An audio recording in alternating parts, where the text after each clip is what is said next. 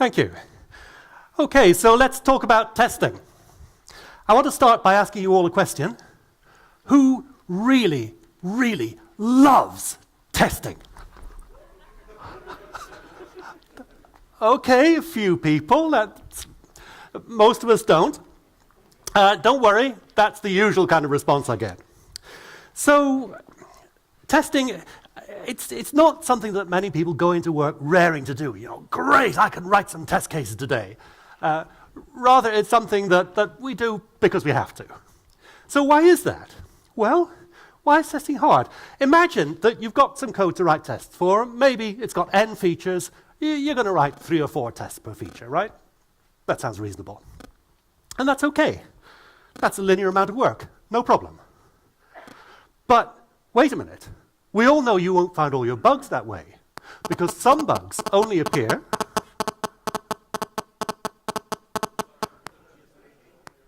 okay. Is that my doing? That's right. Some bugs don't only appear when you use 2 features in combination. So, are you going to test for all of those? Well, that'll mean, if you test for all pairs of features, that you have to write a quadratic number of test cases. Okay, if n isn't too large, that's maybe doable.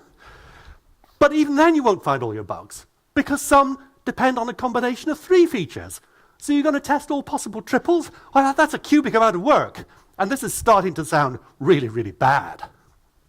And this is before we even start talking about race conditions, which by definition involve an interaction between at least 2 features, and moreover, they won't even appear every time we run the test. So, you know, now testing becomes hair-tearingly difficult. So is it any wonder that people don't really enjoy it? It's a kind of thankless task. You can never test enough. So what's the answer? Simple. Don't write tests. Generate them. And that's what I'm going to talk about. I'm talking about a test generation tool called QuickCheck that I've been working with for many years now. So what does QuickCheck do? Well, the way we normally use it is we have some API we want to test. We generate random sequences of API calls as test cases. We run them. We keep doing that until one of them fails. And then when a random test fails, usually it's not because of every call in the sequence. It's usually because of just a few calls that cause the problem, mixed with a whole lot of random junk. So random tests are really great for provoking errors, but they're not good for debugging. So the next thing we do is we try and search for these calls and reduce the test case to a minimal one that provokes the bug. And that's what we then use as a starting point for debugging. And they're normally quite easy to debug. Okay, that's a little abstract. Let's see an example. I'm going to do a demo of debugging a circular buffer. So let's see, are we going to manage to switch to the... Yes. Excellent, okay. So I've got a little bit of C code here. It's very simple. I hope that everybody has implemented a circular buffer at least once, maybe in a data structures course, and you remember the pain.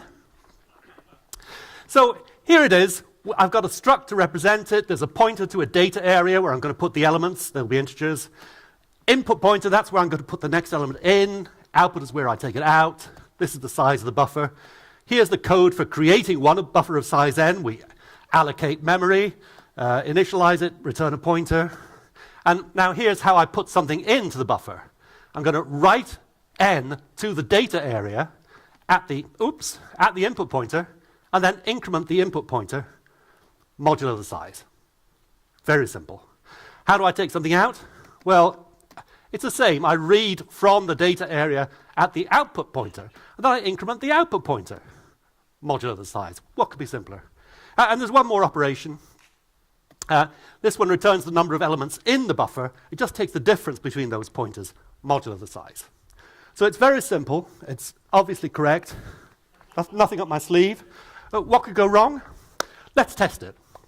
So this is C code. I'm going to test it from the Erlang read-eval print loop. So let me just start by compiling that C code. GCC is running in the background here. And now I can just test it directly. So let's create a queue, maybe with space for 5 elements. I get back a pointer, there's the address. Let's put 1 into it. Let's put 2 into it. How many elements are in there? 2. Let's take an element out. There's the 1. There's the 2. There's uninitialized memory. And some more, and some more. There's the 1. There's the 2 again. So it behaves just as you would expect. So this is C, red, and tooth and claw. Now, you might think that perhaps the code should do something more sensible when you try and take an element from an empty buffer. But why? My code does no checks. It's faster. It's in the fine old tradition of C APIs. Anyway, you can see that it works. So let me now show you how I might test it with QuickCheck. So to do so, I have to write some test code, but it's very different from the kind of unit tests that you might normally write. So I am just going to, switch to the test code. And I'm not going to show you it all. I'm just going to give you a flavor of it. It's Erlang code, which I know most of you don't read, perhaps. But I hope that I can quickly explain to you what it does. We just define a collection of functions for each operation. So here's a specification of get. There's a precondition. And it says, basically, when you call pre, the queue pointer must not be undefined. You should call new first. And the buffer should not be empty. The content shouldn't be the empty list. So I'm not going to generate tests that read uninitialized memory. What would be the point? You shouldn't do that. So that's the precondition. Here's a state transition function which just specifies how get affects this model of the state. And it says you replace the contents of the buffer by the tail of the list. Everything except the first element. And there's a post condition that says that the result of get should be equal to the head of the list. That is the first element in the queue. So it's quite straightforward. We make use of the nice declarative functional notation of Erlang to make simple specifications of code. Okay, so let's come back and I will compile my QuickCheck test code. And now let's run it. We already know it works, right? So this is just to demonstrate that. Oh no, a test failed. So what happened here? Well, what happened was that QuickCheck generated a random test case that failed. There it is. I think you will agree you wouldn't want to debug that. But then it started shrinking, that is, searching for this smaller example. And we end up with this, the last thing displayed. I want you to look at this part, which shows us what happened during the test. So this is how to make the code fail. What do? Well, we call new to create a queue with space for 1 element. We get back a pointer. Then we put 0 into the queue. And then we call size. How many elements are in the queue now? 1. What does size return? 0. 0? That's not right. Okay, so we've got this little test case. Let's try and debug it now. And I want you to put on your debugging hats and help me with this. So remember, we made a queue of size 1. Remember that? We put 1 element in. Let's go back to the C code. Here's the size function. Okay, we take the difference between input and output, modulo the size. What was the size? Wait a minute. Anything modulo 1 is 0.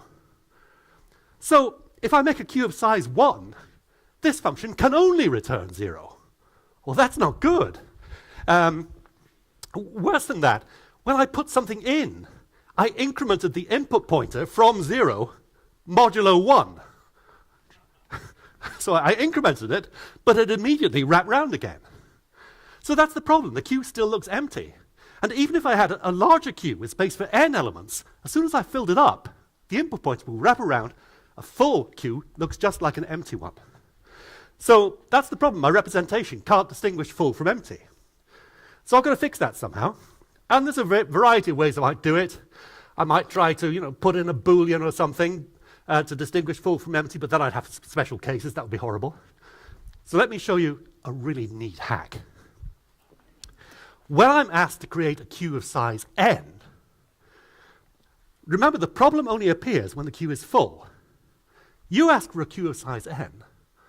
I'm going to make one of size m plus 1. So what does that mean?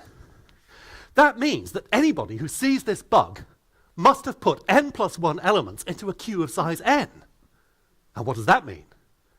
That means it's their fault. And I have successfully avoided blame, which is, of course, the goal of all good software engineering.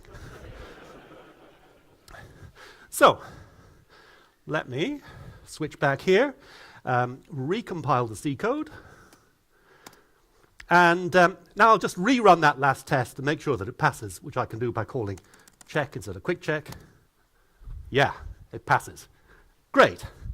OK, so I found one bug. Let's see if there are any more. We'll call QuickCheck again. Oh, no, it still doesn't work. Once again, there was a long random test generated, and then it shrank down to this one with 5 steps. Whoops. Oh, darn. Ah, you know which bit of the screen you're supposed to be looking at. So, what's happening here? First of all, I made a queue of size 1. Then I put 0 into it, so it's full. I called get, so it's empty again. I put another 0. Now, then I called size. So how many elements are in the queue now? I've put 2 in and taken 1 out. 1, and size returns -1? That can't be right. OK, so remember, now this queue is of size 1. That's really 2. I put 2 things in, so I incremented the input pointer twice, modulo 2, that's 0. OK, and the output pointer I've called get once, so I've incremented that once. So if we look at the code of size again, we're taking 0 minus 1 modulo 2. Okay, minus 1 modulo 2. That's plus 1. I know that. I have a mathematics degree. Let's just check it. Minus 1 modulo 2. What? Erlang says it's -1. So does C. So that's the problem, that C doesn't give you modulo, and I shouldn't have pronounced the percent operator that way. So the problem is that when this value is negative, I get a negative result instead of a positive one. So I've got to make sure that this expression is never negative. How can I do that? Absolute value, of course. So let's do that. And so this was a bit of a more subtle bug, wasn't it? But let's recompile the C code. And then once again, I will rerun that last test. And it passes. OK, so now I found a slightly tricky bug. I created a test case to demonstrate that the bug exists. I've patched my code. My test passes. All my tests are green. I'm done, yes? Shall I run some more random ones? Just in case? OK, let's try that. Whoops. Once again, recompile the C code. And check the last test. Oh, yes, I've already done that. Sorry. Let's run random ones. Oh, no, they still don't work. OK, so what happened here?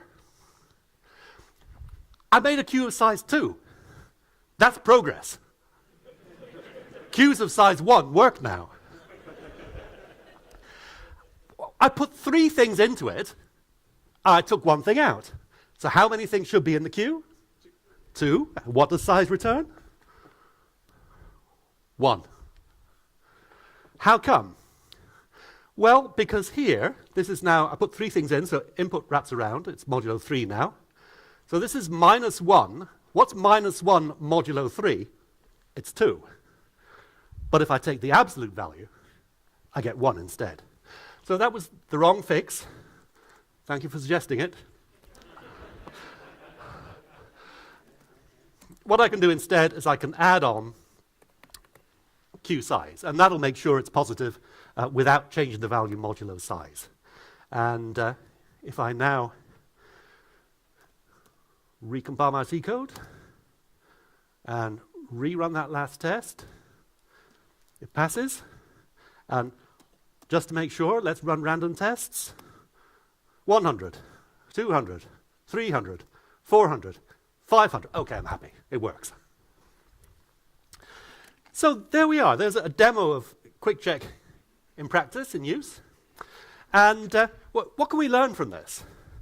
Well, one thing is that the same test code, the same spec, can be used to find many different bugs, and that's something that we see in general. And secondly, I hope I've convinced you that these minimal failing tests make diagnosing bugs easy, because everything in the test case is relevant to the failure. And we think of this shrinking process as like extracting the signal from the noise. Random tests are noisy, they're full of junk. That is their purpose. That's why they're good at provoking unexpected errors. But debugging random noise is a hopeless task. Reducing it and extracting the signal, a test case where every part is relevant to the failure, makes debugging much, much easier. Okay, so you might be forgiven now for wondering if this idea really scales. I showed you a fragment of test code. It was larger than the implementation. If that was true in general, this would not be a useful method. So let me tell you about the largest project that we've run. And that was testing out-of-SAR basic software. So this is software that runs on every processor in a car, and there are about 100 of them nowadays. And this is just a diagram of it. You'll see on the right there, there's an Ethernet stack, so that's something you recognize. There are other network stacks and some other stuff. It doesn't matter what it is. But the point I want to make here is that in different subsystems of the car, the subsystem comes from different suppliers. And different subsystems will likely run different implementations of the basic software. And that creates a problem, because if you have a CAN bus stack from one supplier running in your brakes and a CAN bus stack from another one running in the engine control system, they might not be able to talk to each other. So to ensure that they can, the world's automotive industry has got together and standardized what all of this basic software should do. And each of those colored boxes there, that is one module with a standardized behavior. Each colored box is described by a PDF of 100 to 200 pages. So now everything's great, right? The car manufacturers can just put together code from different suppliers and it'll all work. Well, guess what? Volvo Cars in Gothenburg found that that was often not the case. So you put a car together, you wouldn't even be able to boot it, let alone drive it. And what's worse, you don't know who to blame. Who was it who didn't follow the standard? Well, it's hard to tell at this point. So they hired us to make QuickCheck models as acceptance tests of all of these components of the basic software. And we read 3,000 pages of PDFs and turned that into 20,000 lines of QuickCheck code, very similar in nature to those small function definitions I showed you, just a lot of them. And we tested about 1 million lines of C code from 6 different suppliers with this stuff. And we found more than 200 problems, more than 100 of them in the standard itself. And each of them resulted in a short sequence of API calls that provoked the problem, like the ones that you just saw for the queue. So does the method scale? Yes, it scales. I could say a whole lot more about this project, but I won't, because I want to tell you one more story, which begins with a message to the Erlang mailing list 10 years ago, almost. I'll read it to you. We know there's a lurking bug somewhere in the DETS code. We got bad object and premature end of file every other month of last year, but we haven't been able to track the bug down because the file is repaired automatically next time it's opened. So this was a message from a man called Tubbe Törnqvist at Klarna in Sweden. I'm sure we can all feel Tubbe's pain. But what's the context?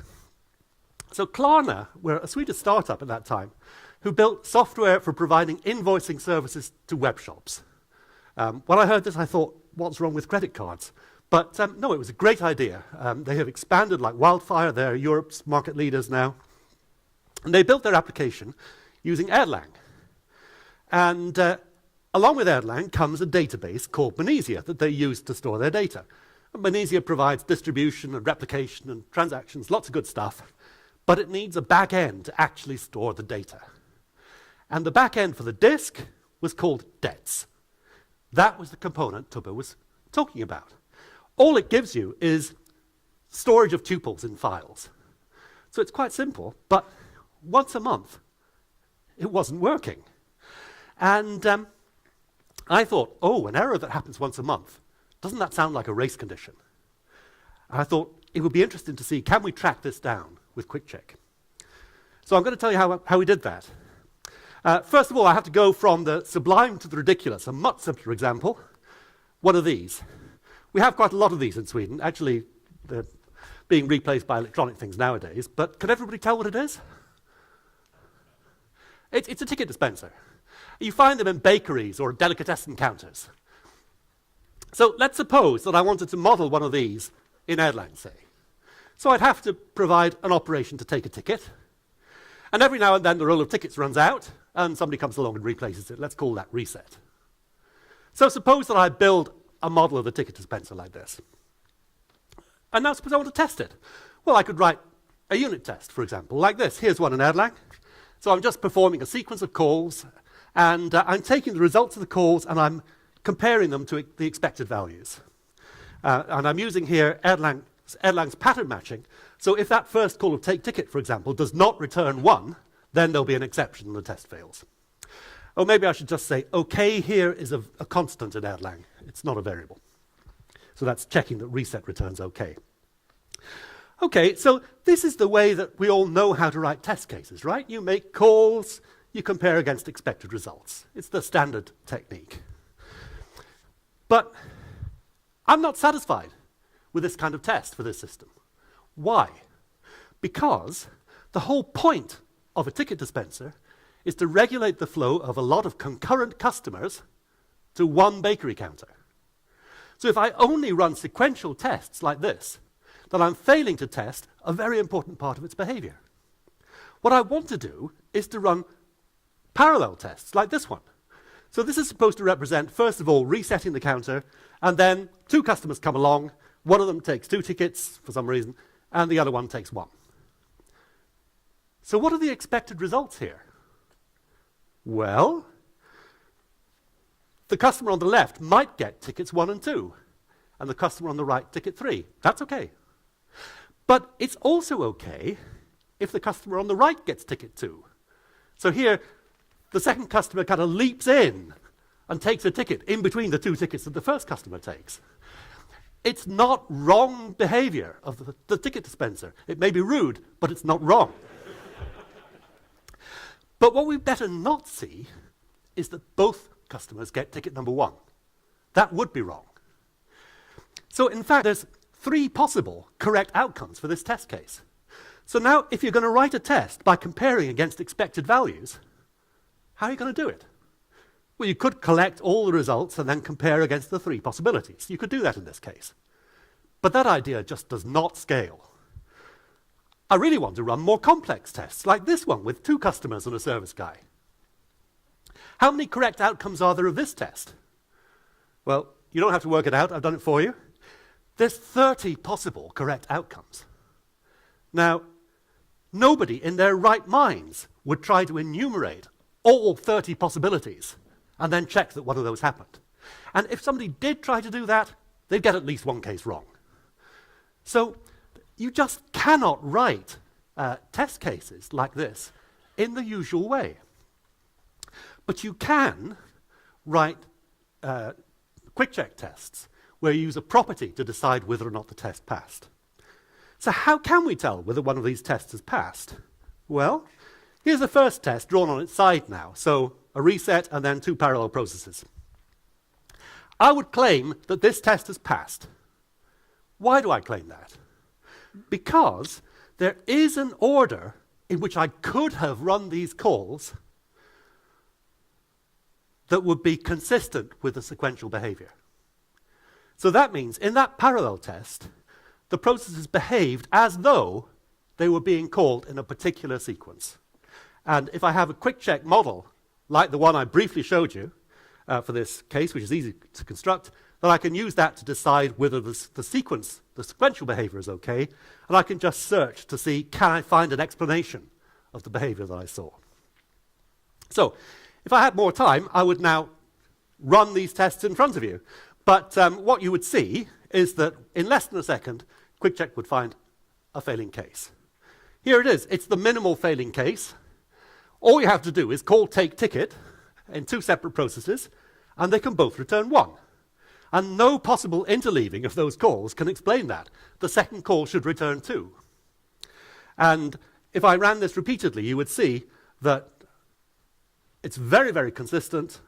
It's always found within a second, and we always find the same minimal example. If I show you the code I wrote for take ticket, you'll see why. What I'm doing there is I'm reading and writing a global variable.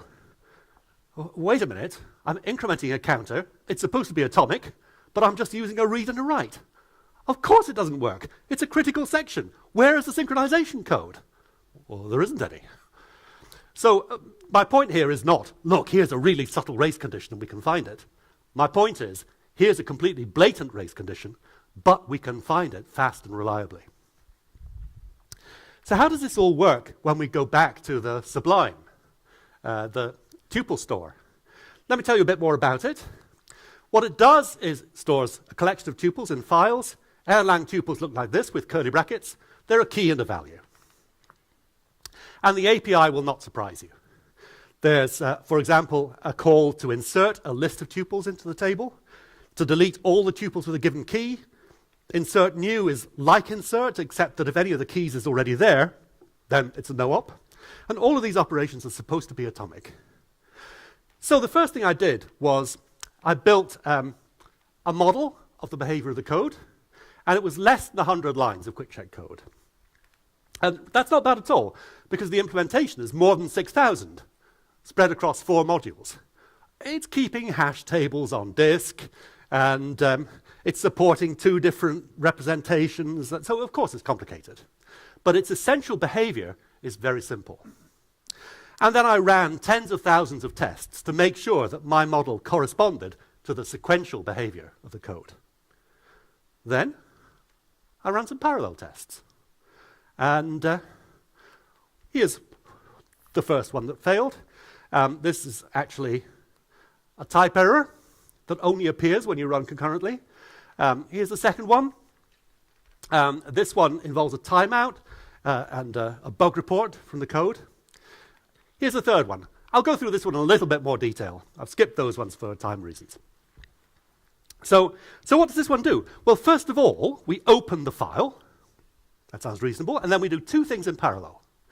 The first thing we do is to open the file again. Now, you might think that's rather suspicious, but it's not. Remember, this is an Erlang library. Erlang is designed for highly concurrent systems. We expect thousands of processes to be using the table at the same time, and all of them have to make sure that it's open. So it's perfectly okay for one process to be opening the file while another one is using it. It's supposed to work. What does the other parallel process do then, the second one? Well, it inserts 0, 0 into the table. Fine. And then it fetches the entire contents. And what do we get? The empty list. But I just put 0, 0 there. So this bug appears in several forms, actually. While one process is opening the table, another process can see an inconsistent view where changes that it makes get lost. So, I mean, that's pretty bad. So I thought, great, I found 3 race condition bugs. And I sent them to the man who maintains this code, who works at Ericsson. And next day, he sent me back a new version of the code. He said, well, thank you very much. This is great. But I don't think these bugs are the ones that have been plaguing Klarna, because the symptoms are different. At Klarna, the file is being corrupted. So I thought, oh, that's a shame. And I asked him, how can I tell if the file is corrupt? And he sent me 1 line of code that can do that. So I added it to my test. So now my test said, you run a parallel test, the results must be consistent with the model, and afterwards the file must not be corrupt. Seems fair. And I started running more tests. And this time I had to run tests for a really long time, about 10 minutes. And then I found this. Okay, so what's happening here? First of all, to set things up, we open the file, we close it, we open it again. Then we do 3 things in parallel. We look up something that's not there, and we do 2 insertions.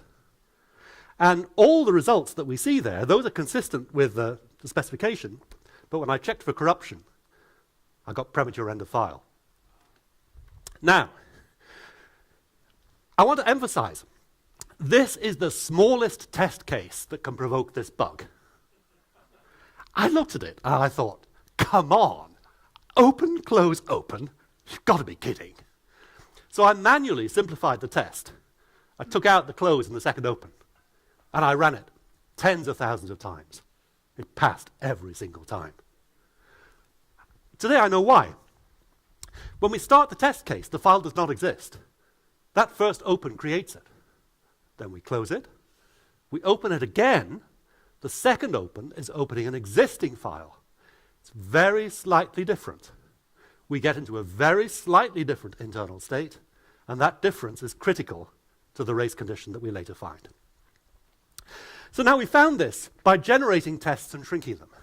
I want you to ask yourselves, who can you imagine writing this test case in a test suite by hand? It's impossible. Nobody would choose to do that. So this kind of test case you can only find by searching for them in the way that QuickCheck does. So this was great. I sent it off to the man at Ericsson. Next day I got a fixed version. And then shortly afterwards I was due to give a talk at a conference in Denmark. And I was supposed to talk about something else, but I thought this story was much nicer. So I shortened my talk to half, and then I wrote some slides about this. But unfortunately, I hadn't saved the QuickCheck output from the test runs. So I had to rerun the tests so I could copy and paste onto my slides. And while I was looking for this one, what happened? But this. Okay, so here, first we open the file, we insert something into it, and then in parallel we do 2 things. One of the processes is reopening the file again, but remember, that's okay. The other one is looking up something that's not there and then deleting the thing that is. All the return values are fine, according to the model. But when I checked for corruption, I got bad object. Here's that message to the Erlang mailing list. Bad object and premature end of file. The symptoms are the same. I sent this bug report off. Next day I got a fixed version. Since the fixed code has been in service at Klarna, there's been 1 bad object exception. When reading a file that was last written before the new code went into production. So it looks as though these really were the bugs that were really quite notorious at the time. So that's great. I can tell you a little bit. Oh yeah, and indeed, every bug was fixed the day after I reported the failing test. Before I did this work, a lot of effort had gone into trying to track these bugs down because they were crashing Klarna's main server once a month. And so the guy who worked on the code had spent more than 6 weeks at Klarna looking for it. And at the end of that time, they thought, maybe it seems to happen when the file is about 1 gigabyte. Maybe it's something to do with rehashing. Now we know what the problem was. We know you need a database with at most 1 record, and it's 5 or 6 calls to reproduce either of the bugs. And given those minimal failing tests, in each case it was less than a day to fix the problem. And this shows both the enormous value of shrinking test cases, but also, I mean, these were smart guys who were looking for the bug before, but it just shows how hopeless it is to try and track down this kind of bug from failures in production, where not only the 5 or 6 relevant things have happened, but millions or billions of others as well. Okay, so my message is, don't write tests, generate them, and that's all I got.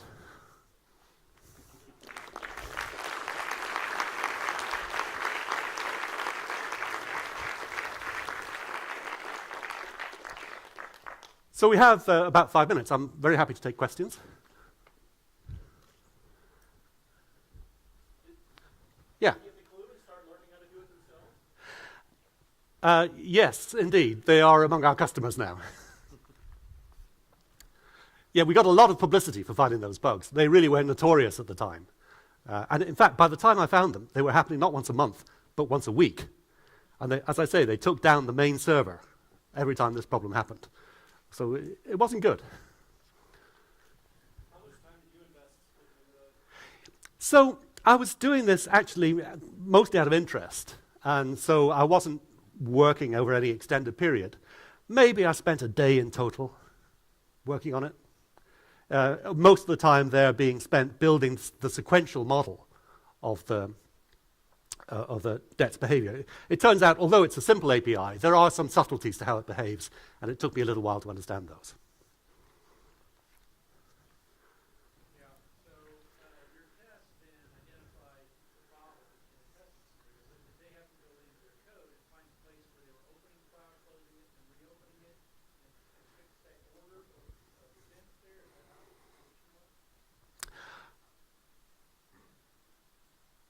Right, so very often, they didn't have to open, close, and reopen a file. The key thing was they had to open an existing file, and their system would be doing that very often, in fact. So what was the cause of the bug happening at Klarna was that you had three things going on in parallel, both two insertions and a lookup. And the debts implementation, internally, it had a server that would sequentialize things with a queue, but it would try and dispatch operations in parallel when it could. And so if it had two insertions at the same time, it would dispatch them in parallel, which is the wrong thing to do. So it wasn't that hard to make it happen. They didn't have to do exactly what my test case did, but my test case enabled the developer to track down where the problem was quite easily.